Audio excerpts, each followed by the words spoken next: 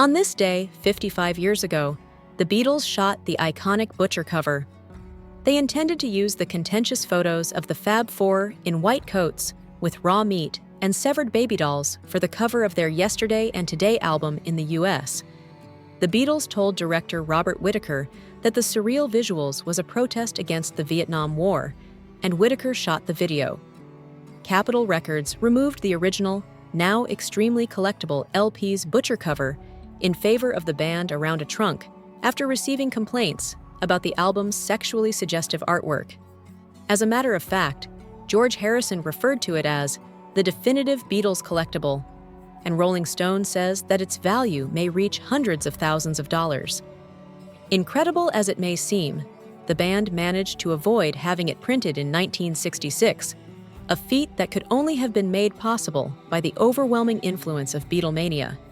John Lennon famously quipped, "My original idea for the cover was better. Decapitate Paul.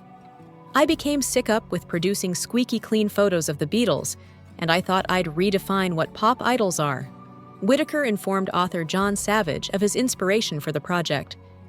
In spite of the Fab Four's claims that the Butcher cover was a criticism of the Vietnam War, the photographer insisted it was meant to show fans that the Beatles were human beings just like us. On a global scale, Whitaker witnessed people adoring the Beatles like deities in 1966. In my view, they were just your average, everyday folks. Still, I couldn't help but worry where Christianity was going with all the heartfelt support their devotees showed them. Having worked with Whitaker on a few sessions prior to this, he was familiar with our idiosyncrasies, as McCartney explained in The Beatles Anthology, about the Butcher cover. We enjoyed filthy jokes and dark humor, and he knew it. As an additional piece of advice, he said, "Put on these white lab coats." We found it to be really inoffensive. Meat and dolls were all that was there. His message sounded a bit more novel than what everyone else was urging us to do, but I still don't really get it. The films were gross and stupid, according to Harrison, who was unimpressed. "It was disgusting and I thought it was foolish," the shy Beatle stated. Like everyone else, I made a foolish mistake believing it was cool or hip, when in fact it was naive and stupid. Once again, though, it was a matter of being in a position where one had to collaborate as a member of a certain unit.